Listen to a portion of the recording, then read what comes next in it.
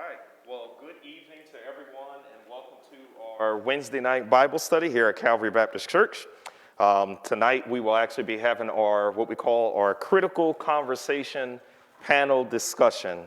This evening, our focus will be around the area of trauma in the life of students as well as parents. I'm Elder William Guy, assistant to the pastor for Children, Youth, and Young Adult Ministry here at Calvary Baptist Church.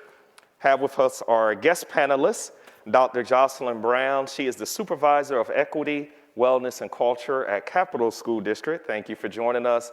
And we have Bishop James Thomas, the Senior Pastor of Calvary Baptist Church as well.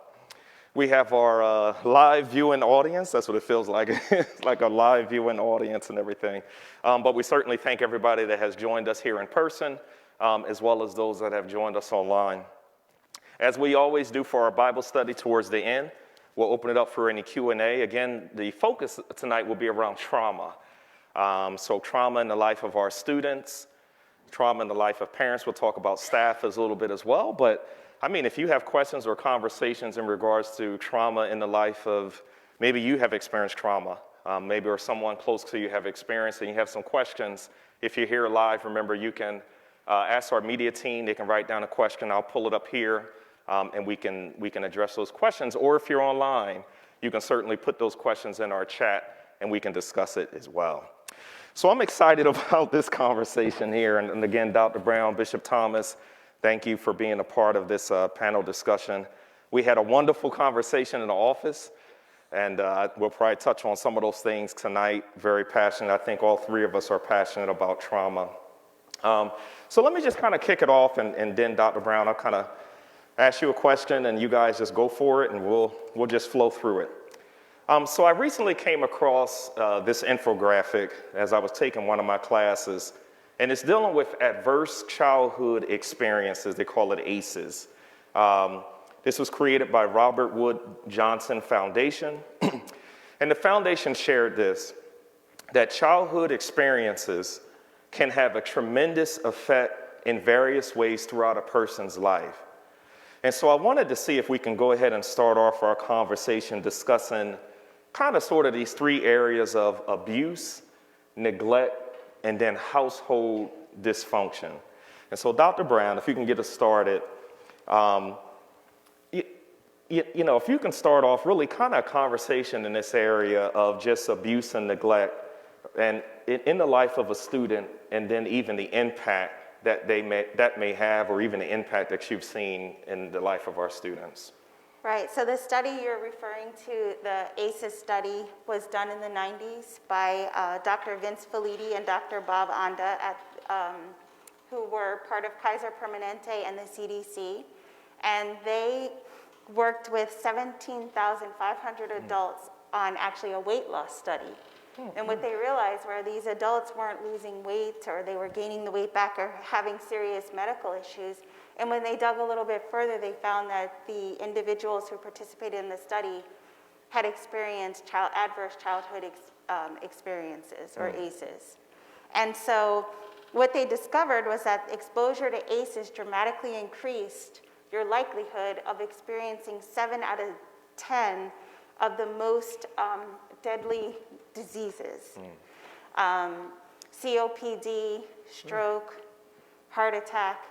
And these were people who weren't necessarily sick, but they had these, because they had these adverse childhood experiences, they were more likely to experience these health challenges or mental health challenges. And so in high doses, ACEs affect our brain development, the immune system, hormonal systems, and even the way our DNA is transcribed. So that goes to show that trauma can be passed from generation to generation. Wow. And so that's why this conversation is really important tonight, because first we need to be able to understand trauma, respond appropriately to trauma, and then help alleviate trauma. Yeah.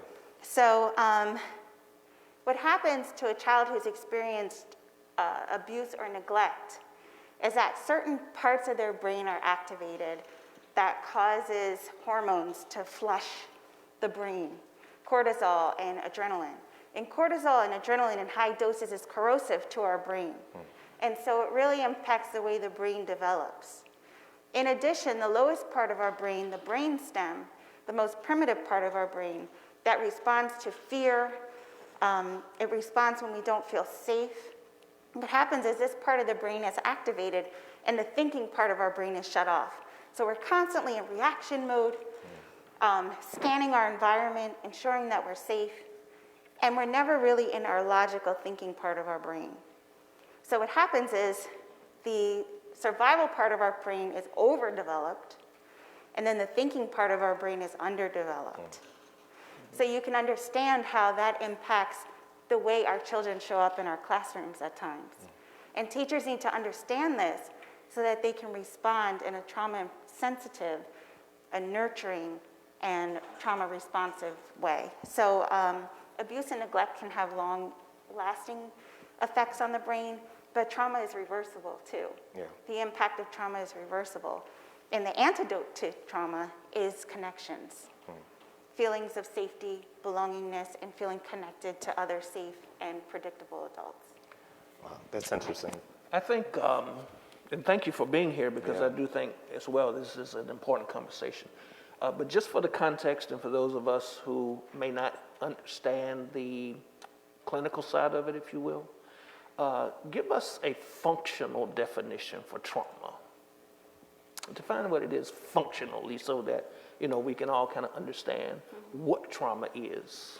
Trauma is an experience where you feel that your safety is in danger and your ability, it overwhelms your ability to cope. Trauma is very individualized. Two of us might experience the same experience and respond very differently. For example, if my pet dies, that might be very traumatic for me. But if your pet dies, you might have those supports around you to help you get through that situation, and therefore it doesn't end up being toxic stress. It ends up being tolerable stress because you have those protective factors around you. So that's a big piece of it. How you respond in a situation really depends on the protective factors that are either present or absent. Wow. So trauma is very personalized. It's just an event that overwhelms your ability to cope.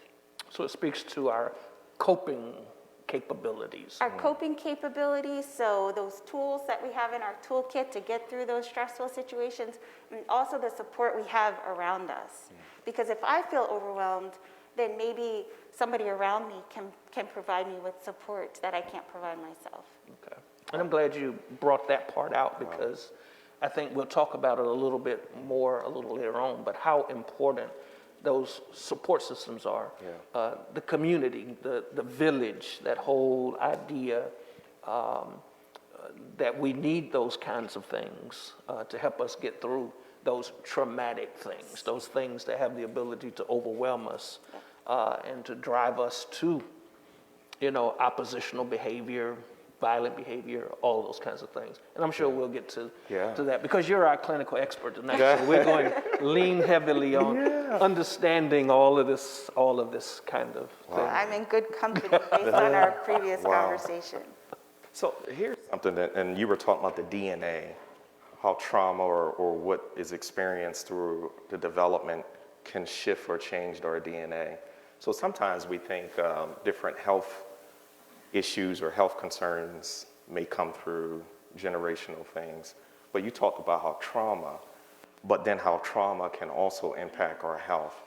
So I just wonder, are we focusing so much on generational health, physical health things, but we're not paying attention to generational psychological, mental things that may be passed on and that's caused health issues as well? Yeah, and you mentioned earlier abuse, neglect, and household dysfunction, but there's another piece of that, and that's environmental ACEs. When our communities are experiencing poverty, community violence, when we're exposed to this, maybe lack of economic stability, we're exposed to this on a constant basis, then we're constantly in survival mode, right? If I'm constantly thinking, how am I gonna feed my children? How am I gonna feed my children? I'm in that survival mode, then I'm less attuned to the needs of my children. And then they're experiencing additional ACEs. And that's why it's so important, like you said, that the village, that we're all working together to address some of these environmental issues, household issues, school issues, to ensure that we're creating environments where our children feel safe and where we are able to attend to their needs rather than focusing on survival constantly.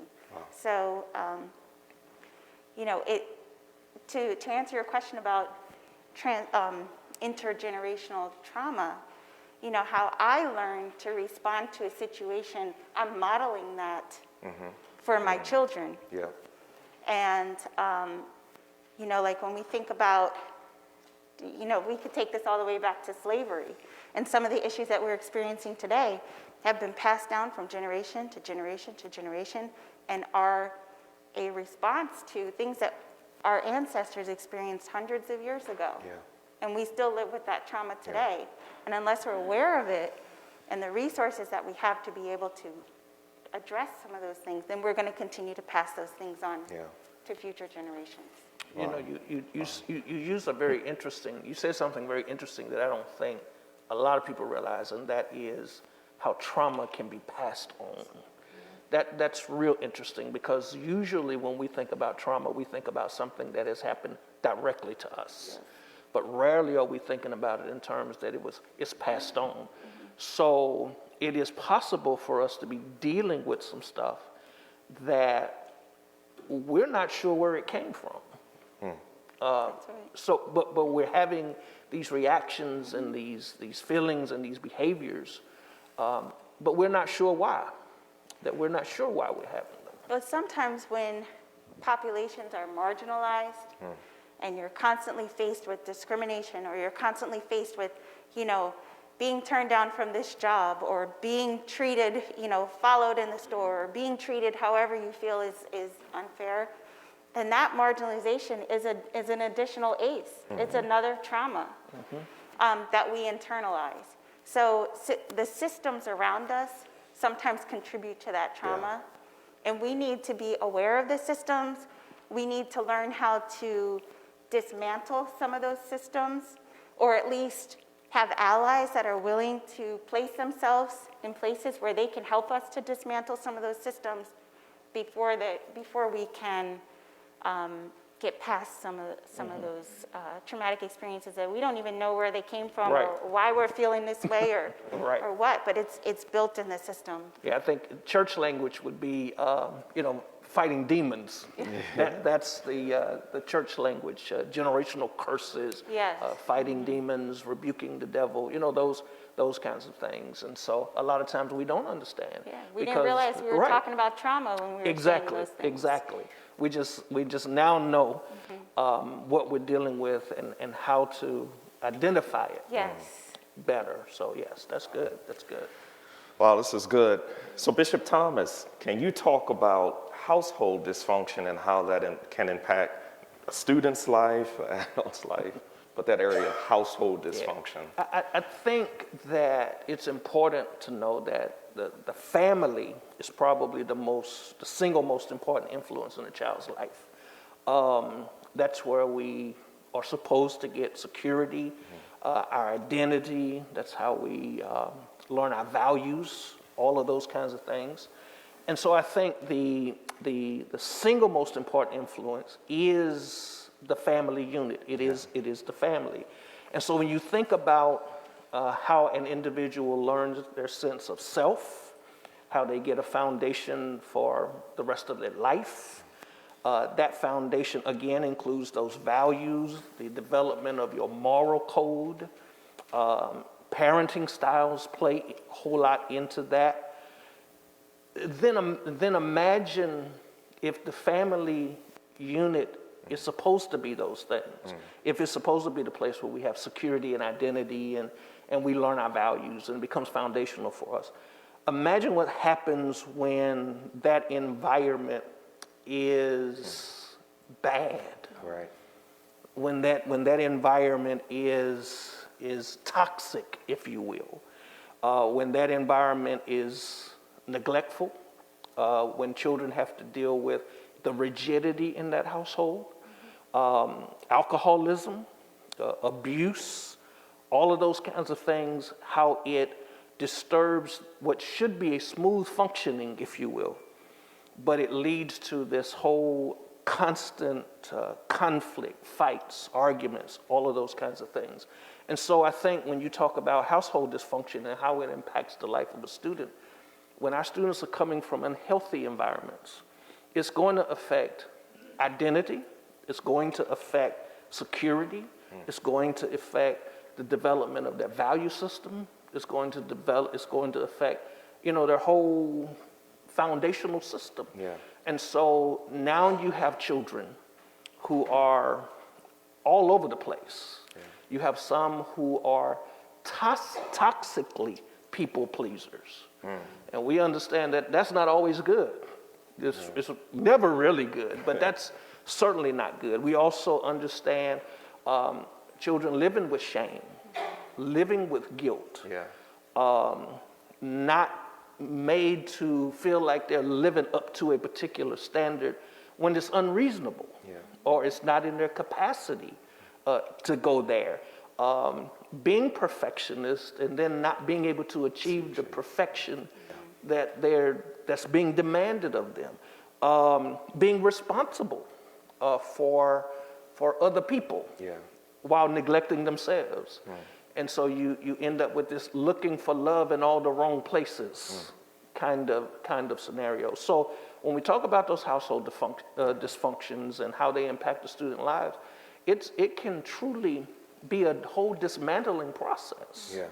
Where as they grow up, they don't have those relational skills. They don't have those social skills. They don't have those. They don't have that true sense of identity. They don't have that good foundation. And I don't think we understand what we do to our children when they come up in these environments that are neglectful, that are abusive, that are toxic, where there's a lot of arguing and conflict and profanity and all of those kinds of things. We don't realize the tremendous injustice that we're doing to our children in environments like that. Wow. And so and Bishop Thomas talked about it, trying to please people, lack of identity. So Bishop Thomas and Dr. Brown, how do you see that being played out, right? So you have students that have been abused, neglected, household dysfunction. How are they behaving coming from those different environments that they either were in or currently are still in? I think behavior is communication, and it trauma manifests in lots of different ways. And so, as I mentioned, when you're in that survival part of your brain, your brain wants you to either fight, freeze, or flee. Yes. Right? And what that might look like in the classroom is, when you're in the fight mode, it might look like aggression. It might look like anger. It might look like violence. When you're in flight mode, it might look like eloping. Maybe, avoiding certain situations or certain people. And then in the freeze mode, it might look like dissociation, daydreaming, kind of disconnecting from your current reality. Wow. So I think trauma really manifests in a lot of different ways. It depends on the trauma, it depends on the child, it depends on the coping strategies. So it's very different. But I think what's important to know is that what we're seeing in the classroom, we have to treat every student as if they've experienced trauma, which means everybody needs to learn in an environment where they feel welcomed, where they feel valued, respected, and safe. And so we need to create those environments for our students because they may not be getting that at home, or they may not be getting that in other places, but we can be sure that they're getting it while they're in school, that they're feeling connected to adults that care about them, that can provide structure and predictability and nurturing and guidance. So we really try and teach our teachers to just create that environment for everybody. Just assume everybody's experienced trauma and build those relationships. As I mentioned, relationships are the antidote to trauma. right? So if you're experiencing trauma, relationships are healing. So a lot of times those, how many of us have a teacher that we connected with at school, that helped us feel good about ourselves, that helped us realize our potential and make realistic goals for ourselves. All of that is what we want to create in our schools and give every student an opportunity to experience. So I thought this was interesting. I know you mentioned in the office, and you just mentioned it here as well, to treat every student as if they experience trauma. And, and Bishop, you're just talking about it as well, but like, oh my gosh. But just think about that. This phrase that came to my mind was looking at a child that is misbehaving, right? And you saying, ain't nothing wrong with you. Or thinking that every child has been raised in a functional household. Didn't you learn that at home? But when you treat every child as if they have experienced trauma, then all of a sudden you put this cushion around them. And at first I was like, wow, every child? Then I was like, well, what's wrong with treating every child as if they have experienced trauma? There's no detriment to that. Right. There's no harm in making a child feel safe and connected and supported. Wow. So when you think about these persistent, I guess, physiological and psychological responses to stress, is it possible, and I don't know, I'm sure, like I said, you're a professional on this, is it possible that it could be a kind of PTSD for children? Yeah. I know when we talk about PTSD, we talk about it in terms of, people who've been in the military. But is it possible that that's what children could be experiencing who come from dysfunctional homes? Absolutely. I mean, PTSD is about the symptoms, right? So like oftentimes people who experience PTSD have nightmares, they have invasive thoughts, they can't stop thinking about a certain situation, or they might have a physical reaction when they're in certain situations that trigger that trauma response. So, PTSD is a clinical diagnosis, but it's all steeped in trauma. It stems from a traumatic event. And so, yes, we can experience symptoms that mimic those of someone who has PTSD. And we can see that in our schools, and we can see that in our children. But if somebody is having that level of experiencing that level of trauma, then we have resources in the schools that we would try and connect their family with to address, because sometimes those emotions or those reactions are most appropriate to be handled outside of school. Right. So the anxiety, the oppositional behavior, the violent behavior, failure in school, all of those. And so you say you all have resources for that. Can you talk a little bit about those resources and how parents who may see that in their children and not know what to do about it, how can they get help with that? Right. Or parents who see things and they're not really sure if this is typical or atypical. So we have professionals in the school, in Capital School District, that can help. So every school building has at least one school counselor, at least one licensed clinical social worker. So our students know that they can go to these individuals to talk or to receive support. At our high school, we even have a wellness center where there's a nurse practitioner, there's another licensed clinical social worker. So there are a lot of resources within the school. When students need support, sometimes services are provided in school with the permission of parents. That might look like individual counseling with a student or small group counseling with a group of students. Sometimes we even do classroom lessons with students where maybe we teach them coping strategies or relationship skills in the classroom.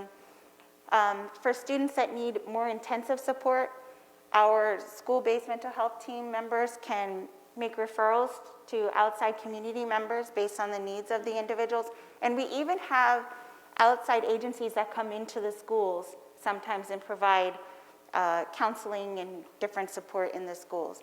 Through some of the grants that we work with, Project Delaware is a grant that we received from the Department of Education. And through that grant, we are able to bring in trauma-focused therapy for individuals and for groups. We are able to provide functional family therapy, which means a family therapist will come into your home and work with you in the home. But you don't know these things exist unless you have a conversation with a school-based mental health team member. So I really encourage you, if you are experiencing challenges or your child is having emotional challenges, to reach out to a school-based mental health team member, because we'll try and find the right fit based on your needs. Yeah, that's good. And I'm glad you mentioned the family, because I was going to ask what resources are available for the parents. I heard somebody say that, children can go experience something that's amazing, then they have to go back, and so they got to go back home. And so really those resources being available for parents as well is amazing. That was one of the things that I really wanted to, and I don't want to put you on the spot with that, but when the household from which a child comes is the source of that trauma, and I think you mentioned that we have all of this wonderful activity that goes on, in the school, but you just mentioned it. What happens when they have to go back to a household which is the source of that trauma? I think, we want our families to come in and be involved in the process with their child. We have, the way we identify student needs and address their concerns is through our multi-tiered system of support. And the multi-tiered system of support is a team that comes together to look at a variety of data around a student, and then they bring a problem-solving team together that is individualized based on the student's relationships. And we try and solve problems with key people in the students' lives. So we would invite, parents, guardians, grandparents, pastors, DFS workers, whoever plays a significant role in the child's life could be invited to those meetings and help wrap around that child and provide support. So sometimes from those meetings, we are able to identify needs of families and make referrals for substance abuse counseling, family counseling, parenting classes. So what we really need is for our families to engage with the child, and we're always willing to hear from them what their needs are, and to try and help them access the support that they need. Yeah, I think we have to do not just you all, but I think as community partners, I think we've got to do a better job at letting people know that these services are available. Because I think a lot of people don't know that they have access to all of these resources to help them, and even parents to help themselves. Because you have to be honest, we're living in a generation where we have babies raising babies. And so those of us who are parents know that children don't come with instruction manuals. And when you don't have a good support system, you're doing the best you know how to do, and sometimes the best you know how to do is really doing more damage. So I think we've got to figure out a better way to communicate to people that there's help out there. Your child is acting out, misbehaving, oppositional behavior, violent behavior, academic failure. It's not that there's no help for them there. There is help. I just think we've got to do a better job at communicating. I agree with that. I think we need to do a better job of communicating, and also oftentimes these services are free. There are grants out there. Right now there's a program called Project Thrive. And Project Thrive pays for insurance co-pays for people who are underinsured, or for those that are uninsured, it pays for their mental health services for anybody that have experienced trauma. Now, I agree. I wish more people knew about this, and I wish we knew a better way to get the information out. But to take it a step further, I think even if we put the information out, there has to be a level of trust. between the schools and the communities for people to access those services. Yeah. Right. And so I think we need to continue to work together as schools and community agencies and families to figure out a way to build that trust. Right. So And I think this community partnership works very well because if you think historically about mental health, we know that in the African American community, mental health has always been stigmatized. Yes. So people don't want to talk about that because when we talk about mental health, it's always crazy people. That's kind of the way we. Or it's our family's business. Don't put our business out there. Exactly. That's right. Exactly. And one of the first places that people come, and we know this historically and statistically, one of the first places people come when they're having issues is to the church. That's just historically the way it's been. And even when, as community partners, churches being community partners with the schools, even us having some idea about the services that are available, we can make those referrals. We can tell those parents that this is available for you. And I think that's one of the many ways to fill that information gap that may exist. Because that trust already has been Right. established. It's already there. That's right. It's already there. No, this is good. So I know I had a few more questions to ask, but there's questions that's coming through online. So I want to jump to these questions. And then if we have time, we'll kind of come back to our discussion. The first question is, can these trauma events, and this is kind of dealing with what we were talking about in the beginning, the abuse, neglect, household dysfunction, we were talking about Dr. Brown, but can these trauma events carry over into adulthood behaviors? Absolutely. People in the audience saying yes. Absolutely. Yeah. Absolutely. Yeah. And I think, before we came out, we were having a conversation and we mentioned a neuropsychologist who is really the pioneer of brain architecture, brain development for children who have experienced trauma, Bruce Perry. And Bruce Perry said we need to change the way we look at behavior, right? Instead of saying, what's wrong with you, we need to approach it as what happened to you. Wow. And sometimes those behaviors that we're seeing, in our adults really stem from childhood trauma. And so when we see those behaviors, rather than responding in a punitive way, Right. oftentimes maybe we need to reframe it and say something happened to this person. Let's figure out what happened and try and address that and get that person some support. Wow. And doesn't that just put us in puts us in a whole different kind of way of approaching this? Because I always say to people all the time, people don't get the way they are overnight. Right. People are the way they are for a reason. And sometimes there's history attached. There's a story attached to that behavior. They're not angry for no reason. They're not isolated for no reason. None of those things happen for no reason. There's something, there's a story, there's an event, there's a circumstance, there's a situation that's attached to that. And I think when we learn how to, and I'll say it, y'all don't have to say it, I'll say it. When we learn how to stop being so judgmental, I think we have to understand people's story before we start judging people and accusing people. And as you say, talking to people and dealing with people in a punitive way. Right. We talk about it with praise all the time. There's a story behind my praise. Well, there's a story behind your behavior. There's a story behind you acting the way you act, or you behaving the way you behave. And I think we've got to stop being so judgmental.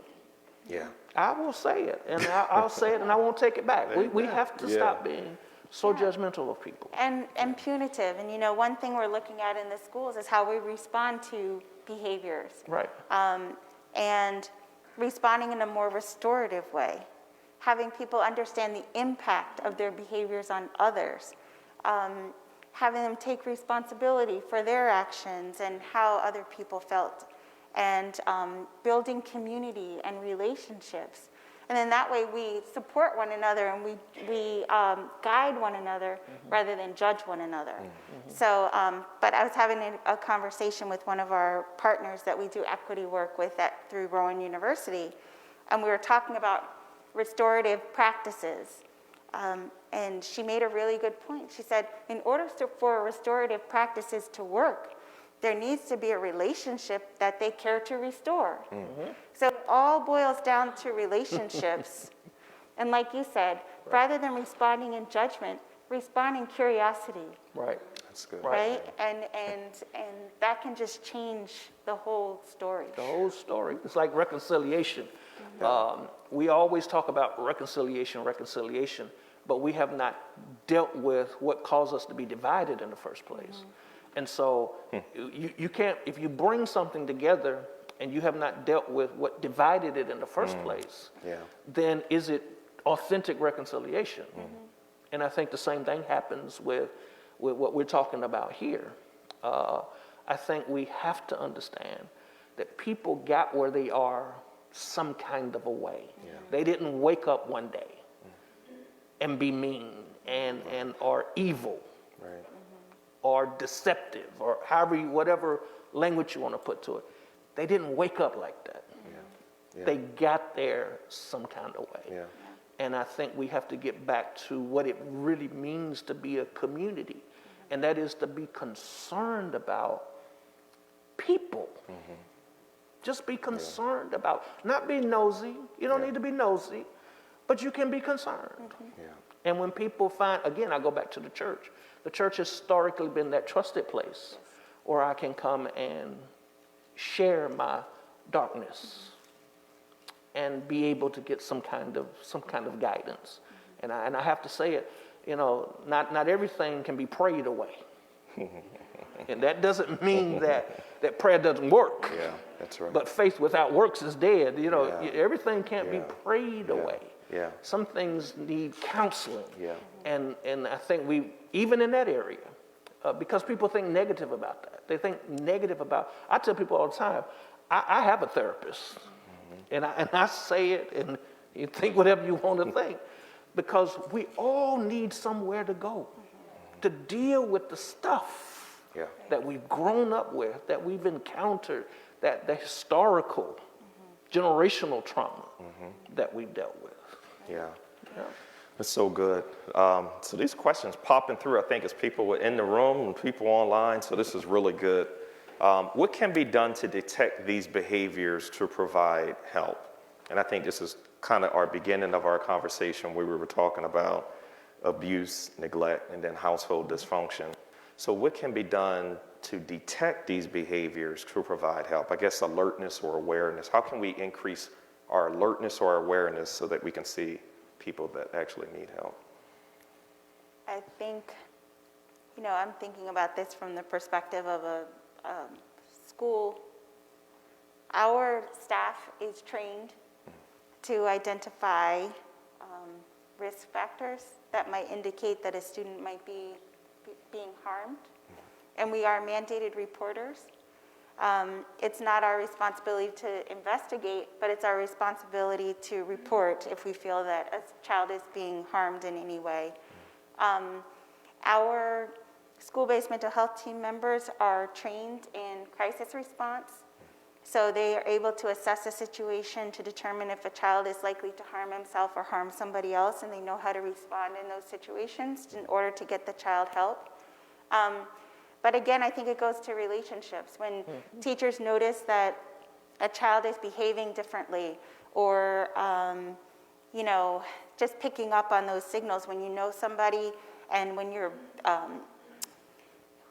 care about somebody, you notice when things are different. And so we just encourage our teachers to establish those relationships, build that trust. So if you notice it, you can have enough trust to have a conversation. Is everything okay? What's going on? Or if you don't notice it, the child will feel comfortable enough coming to you to share with you. But it goes back to those relationships, picking up on red flags and risk factors. Our staff is trained in that. And then responding appropriately. Our school-based mental health team is trained in responding and linking resources when needed. So when we were in the task force, I believe there was a training, and this was about a year ago, the task force meeting that was at Dover High, that it was, and this is where I first got your card, was that you'll come to the community, you or somebody else, to train community persons. And this ties into a few different questions, because we were really coming, well, we're not out of COVID, but we were dealing with, some of the trauma and everything that dealt with COVID. But is there still a training, and Bishop, this kind of ties into a question that's out there for the church as well, like how can the church become more proactive with trauma-informed care? But is that training still I'm so available? glad you mentioned that, because that is something that we offer.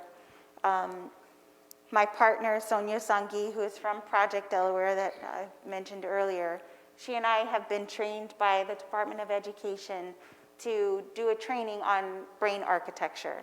And this training really talks about the science of the brain and how the brain is impacted by trauma. And then we play a game called the brain architecture game that really brings it to life. How when that foundation is weak, or when those protective factors are missing, then the brain is weakened. And so we would be happy to come. It's about a 2-hour training.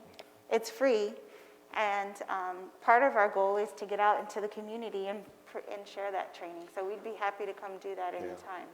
Well, I think we need to make that happen. Look over the table at Yes. Bishop Thomas. And it's fun. It's fun. We're playing a game, but it's really powerful. It's very powerful. Wow. So Bishop Thomas, and I know that kind of ties into it, but one of the questions is, how can the church become more proactive with trauma-informed care? But I think, Dr. Brown, I think you've mentioned it very well in our time tonight. And one of those ways is to create that safe space for children, to do that, to work with children in a way that relationship building, so they know they have somewhere to come. They know that they have somebody to talk to. And so creating that safe space, but also to value students' voices is important.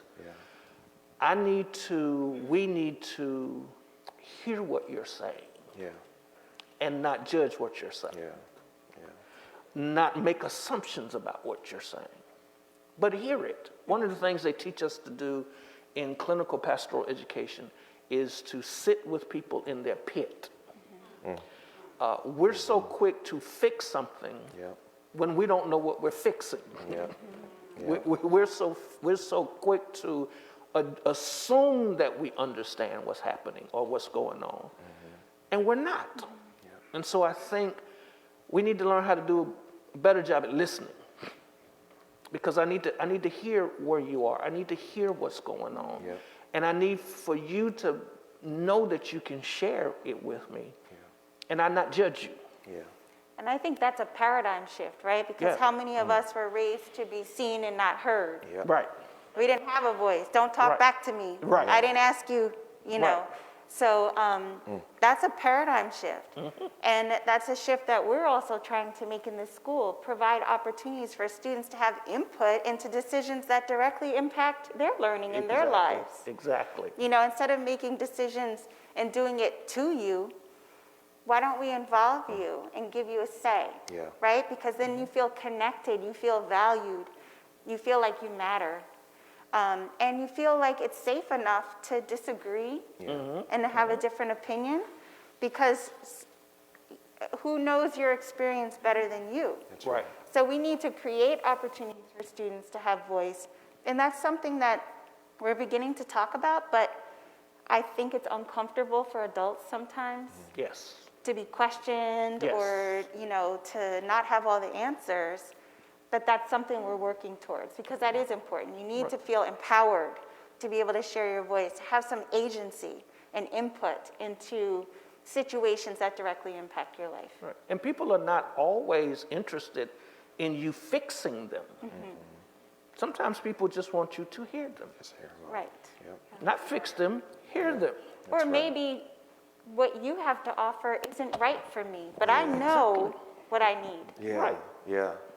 So And that's deep there, is I know what I need, but I'm just stuck in this cycle, or I'm in this fight mode or freeze. I know what I need, and I just need for you to give me space.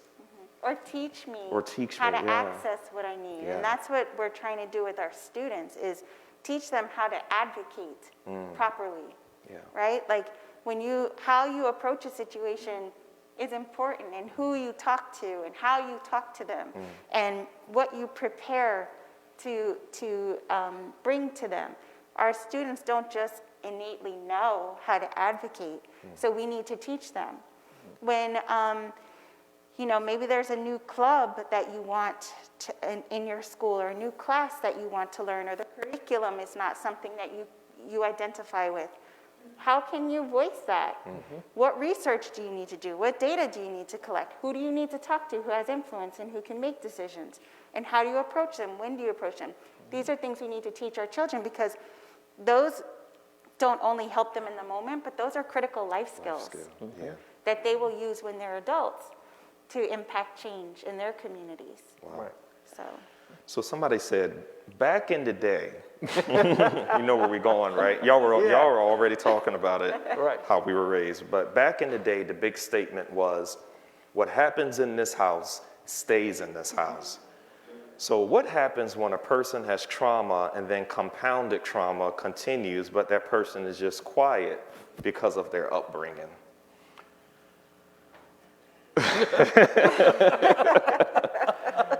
Yeah. I mean, well, and I'll read this next one because it ties right into it. Explain how many of our generational and fear-based modes of parenting negatively impact and traumatize our children. I know y'all were just talking about it, but. Well, we parent the way we were parented oftentimes, Exactly. right? Yeah. And then we're perpetuating these,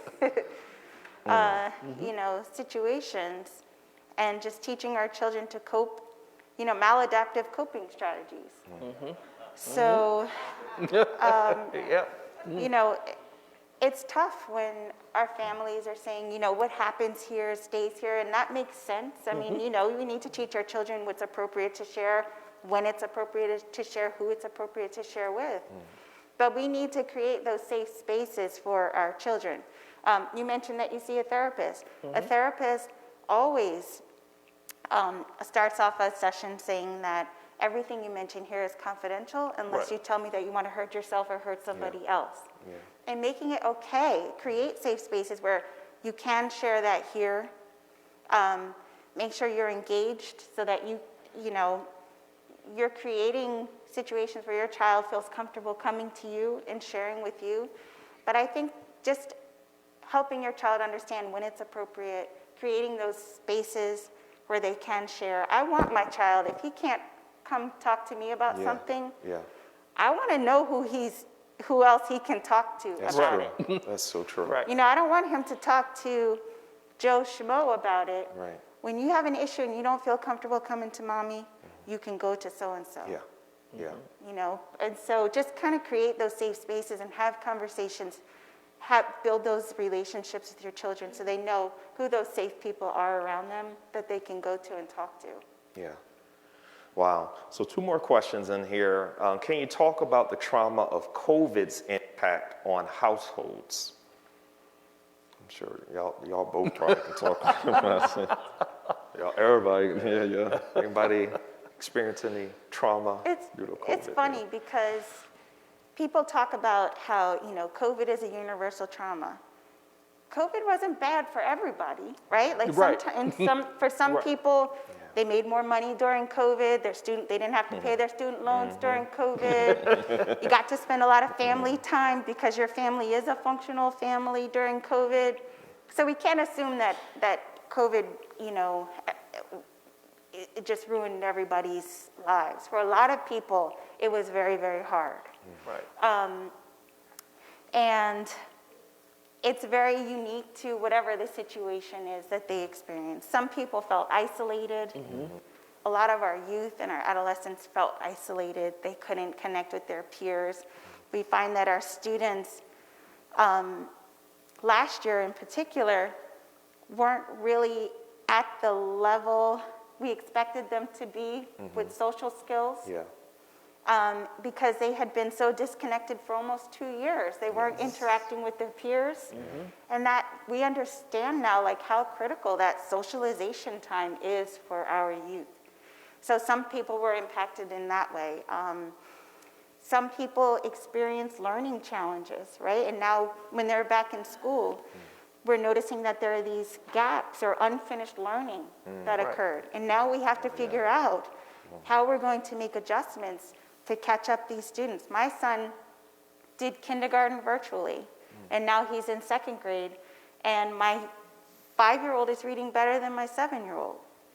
So what are we going to do to make sure that our students don't fall behind? Because we know 3rd grade is a critical grade, right? Right. You know, for some people, they experienced household dysfunction and abuse, substance abuse. So that to answer that question is very unique to the individual's situation. Yeah.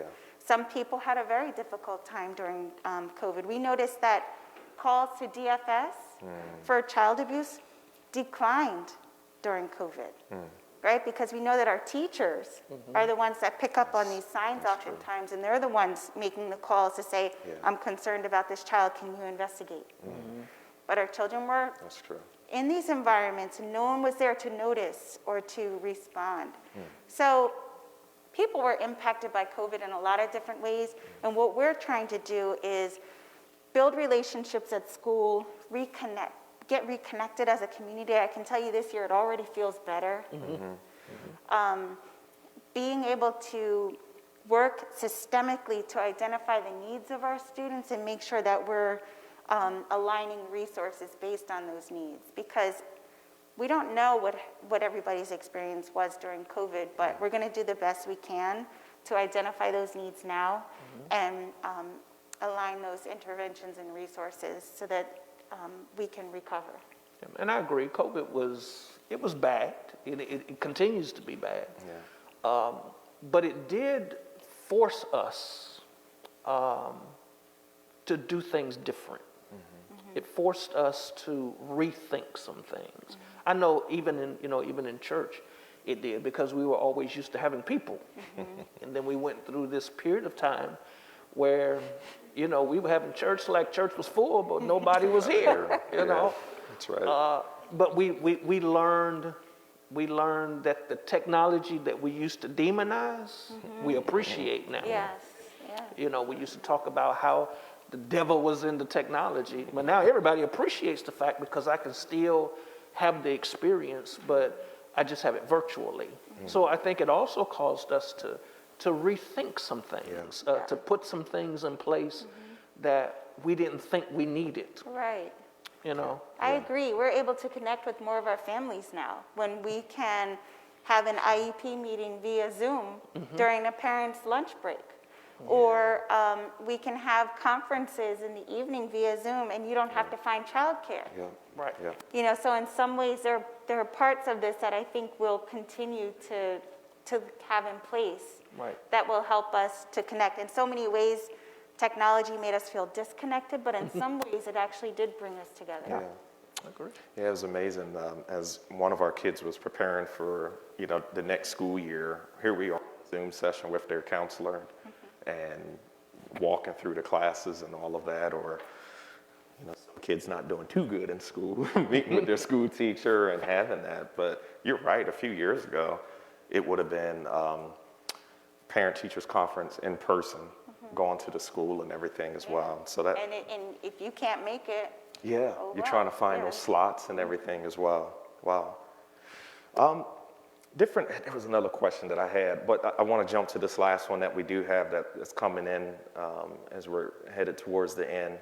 And it was dealing with the resources, Dr. Brown, that you were talking about. Someone asked a question, are these services, and I think it was all the different counseling, mental health services, are they available in all school districts? In Delaware, the Department of Education is offering a lot of services because the Department of Education received a lot of federal funds, and they're figuring out ways to address challenges that have come about as a result of the pandemic. So a lot of those resources are dedicated to mental health. So if you go to the Department of Education website, you'll be able to see what some of those social, emotional, behavioral well-being resources are that are available to every student in Delaware. Every school system offers something different. I can tell you that in Capital, we have a very robust school-based mental health team. We have over 70 members of our school-based mental health team. We meet monthly. We come together to share resources, to share best practices, to consult with one another. So in Capital, we're really fortunate to have a great emphasis on mental health. It's one of our priorities, and you can really see it play out in the schools. I would say that all the schools in Delaware do have a school counselor. Not all of them have a licensed clinical social worker, but the school counselor can offer a lot of services within schools, and if they are unable to provide support in schools, they can, put you in the direction of a community resource that might be able to assist. And again, there are resources that are available to families that provide financial support. Yeah. Now that's huge. And what was you said project, it was the one that will help with copay. Project Thrive. Project Thrive will pay for uninsured or underinsured students to receive mental health services if they've experienced trauma. Wow, that's huge. Because that's a huge part. Right. Either we don't believe in that counseling stuff, or I ain't got time for that counseling, or I can't pay for that Can't stuff. afford it, right. I can't afford it. So really, we're kind of nicking all these different things and saying, hey, these resources are available. So as we're wrapping up, this has been really good. There's so much to talk about in this area of trauma. Any final remarks, resources, or anything, Dr. Brown, you want to share? I just want to say thank you for having me here tonight. I'm really excited that we're having this conversation as a community. It's extending beyond the schools, and I think you're absolutely right. That's exactly what needs to happen, right? We need to work together. These institutions need to come together to address our challenges differently. Right. So I'm really grateful to be here this evening, and I'm available at the district office in Capital School District for anybody who needs to ask additional questions or to locate resources or to receive support. I can point you in the right direction, and we're happy to help. We're happy to help. Awesome, thank you. Bishop Thomas? Thank you for being here as well, because I think, again, this is a critical conversation that we need to have. And I think that even though we have faith for healing, we believe that. I know we do in this church. The impact of trauma still leaves residue that needs to be dealt with in a very constructive, systemic way. And so even though we're not diminishing faith, we're not denying the power of faith and spirituality, but I do think that we're beginning to open those doors and have those conversations that, again, I repeat myself, everything is not prayed away. We still need to deal with issues, deal with problems, deal with trauma. And I think these kinds of conversations will help people to understand that it's not just something that will just go away. It's not something that will just miraculously disappear. But we need to confront these things. We need to have these conversations, and we need to access these resources so that we can deal with them. And we don't end up with our children who've grown up in dysfunction becoming dysfunctional. We've all experienced trauma, and we need to normalize that. We need to normalize that. We need to take the stigma out of mental health. Yes. And we need to begin to help people to understand that it's okay to not be okay. Yeah. But it's okay to get help when you're not okay. Yeah. That's awesome. Well, I know for everybody that's here, can we put our hands together for Dr. Brown and Bishop Thomas? Thank you. Amazing. Thank you. Thank you. This is really good, and we will definitely, we're taking you up on what was the training again? Yes, The brain. absolutely. Architecture of the brain. Architecture of Yes. the brain. Yes. Yeah, that's amazing. I'm fascinated with the brain. I just got to get beyond all those terminology and all that stuff there. But again, thank everybody for joining. Everybody that's here as well. I'm kind of looking out in the audience, and I see a lot of people that work with students and or is in some type of science area or something like that. So I don't work with students like that, and I'm really not into science, and I'm up here going crazy, so I know y'all are. But those that are online as well, thank you so much. All the questions that were coming through, I know some was from in here and some online, but wow.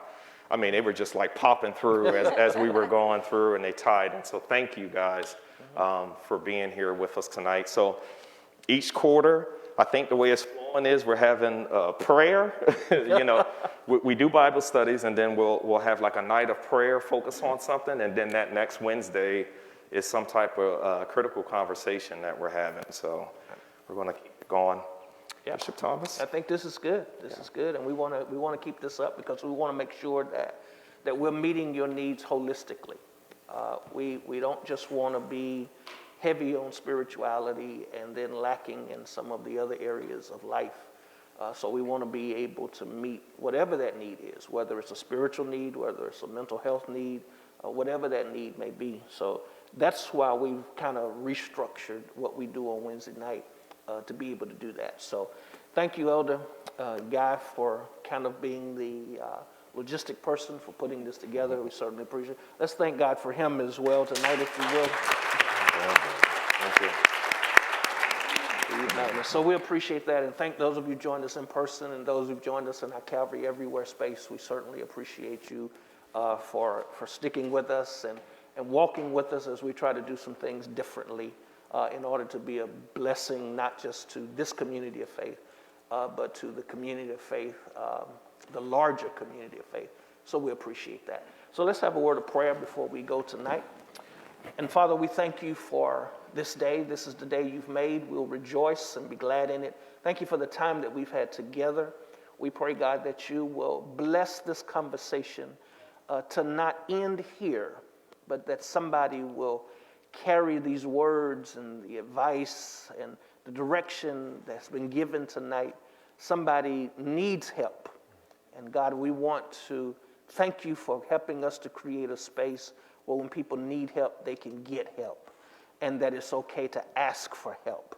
And so, Father, we ask you to bless us and continue to keep us. Thank you for Dr. Brown, who's joined us tonight. Thank you for Elder Guy. Just thank you for what you're doing in our midst. You're doing a new thing among us. It's not new to you, but it may be new for us. But Lord, any way you bless us, we'll be satisfied. We'll follow you, and we'll do as you have directed us and led us and guided us to do. For that, we give you praise, we give you honor, and we give you glory. In Jesus' name we pray. Amen. Amen. Amen. Amen.